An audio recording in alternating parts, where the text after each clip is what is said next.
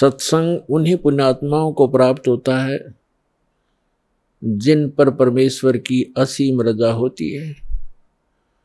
परमेश्वर की असीम रजा किन पुण्यात्माओं पर होती है? जो पूर्व जन्म के भक्ति युक्त होते हैं। क्योंकि मनुष्य जीवन दो प्रकार से प्राप्त होता है। एक तो पूर्व जन्म के शुभ संस्कारों के आधार से प्राप्त होता है। दूसरा टर्न वाइज होता है, एक विधान है प्रभु का, परमात्मा का, कि प्रत्येक प्राणी को 84 लाख प्रकार के प्राणियों के जीवन में एक पूरा चक्कर लगा लेने के उपरांत एक मानव शरीर अवश्य प्राप्त होता है।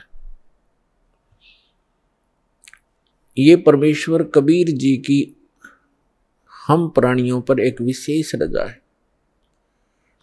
और जिस कारण से विवश होकर के इस काल ने हमें एक मनुष्य जीवन देना ही पड़ता है। और वो मानव शरीर ही हमारे लिए एक गोल्डन चांस होता है, एक स्वर्ण अवसर होता है शुभ कर्म करने का, दान धर्म करने का और मोक्ष प्राप्त करने का। और मानव शरीर प्राप्त करके भी हम मोक्ष प्राप्ति नहीं करते तो भारी भूल है प्राणी की। उसका कारण क्या है? उसका कारण ये है कि जो मानव शरीर प्राप्त प्राणी, जो पूर्व जन्म के संस्कार से मानव शरीर प्राप्त किए हुए हैं, वो परमात्मा की भक्ति के लिए अवश्य कहीं ना कहीं जुड़ जाते हैं। चाहे वो अपनी परंपरागत साधनाएं करें या कोई गुरु बना करके उसके बताए अनुसार भक्ति करें, वो भक्ति के बिना, भगवान के बिना वो रह नहीं सकते। चाहे वो दुख में सुमरन कर रहे हो, चाहे वो सुख में कर रहे हो। और दूसरी प्रकार के जो प्राणी होते हैं, टर्न वाइज, यानी नंबर 84 लाख योनियों में कष्ट उठा करके वो फिर मानव शरीर जो प्राप्त किए हुए होते हैं, वो भक्ति नहीं करते। उनका स्वभाव पशुओं जैसा ही होता है, बकवाद करना, शराब पीना, मांस खाना, झगड़े करना, बेमतलब किसी के साथ खसना, जैसे पशु जा करके दूसरे को बेमतलब टक्कर मार देते हैं, झगड़े बढ़ जाते हैं। तो वो प्राणी उस टाइप के ही झगड़े करवाते हैं। शांति प्रिय घर में भी वो आग लगा देते हैं।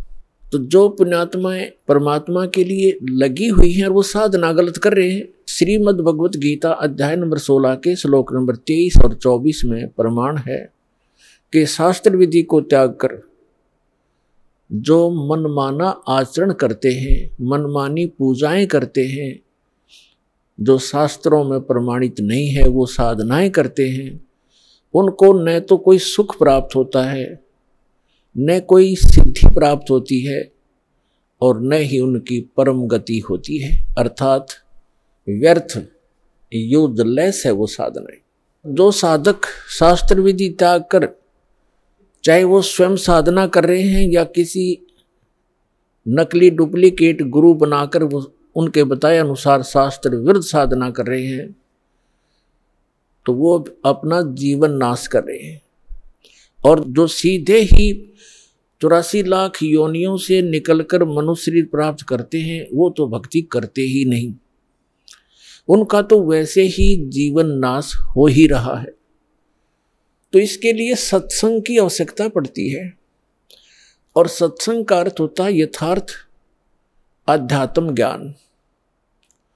और यथार्थ अध्यात्म ज्ञान केवल परमात्मा ही बता सकता है।